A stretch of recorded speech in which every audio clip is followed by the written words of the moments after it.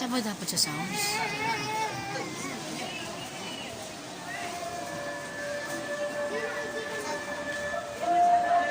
Ay, medyo malakas. Nga okay.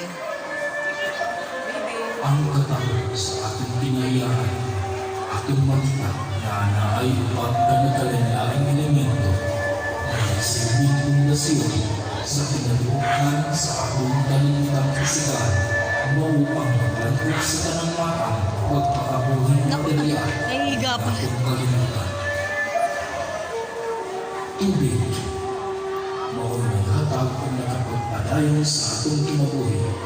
Ganit, 70% sa ating timbang ang ginagawa ini.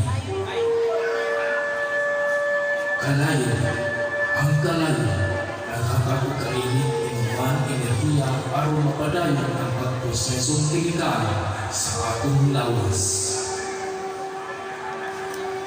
Hangin, ang hangin ang naghatag o ginhawa sa panangutang na may kinabuhi at ignanatong mga tao. Yuta.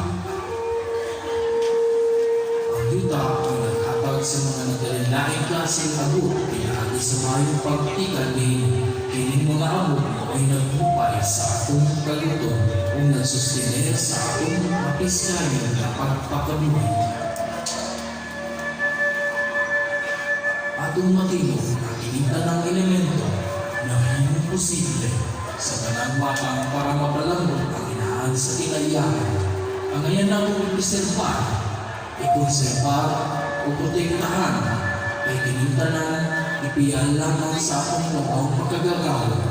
Ang iyong pasalamat ang ihalang kinag-isa kasayang upang masinumog kang Senyor sa Pangilyo de Cebu. Alang sa kalanggasang ang akong nalawagigan sa akong kinayahan. Magsinulog ang tanan! Viva Senyor Santo Niño! Viva Itzepa!